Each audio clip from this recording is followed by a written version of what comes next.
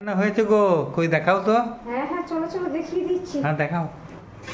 এখানে প্রথমে হয়েছে সাদা ভাত, আচ্ছা, তারপরে তোমার পাট শাক, আচ্ছা তোমার যেটা- রসুন দিয়ে আচ্ছা কাঁচা আচ্ছা, লঙ্কা চিড়ে ফোড়ন দিয়ে হুম। পাট শাক ধরে।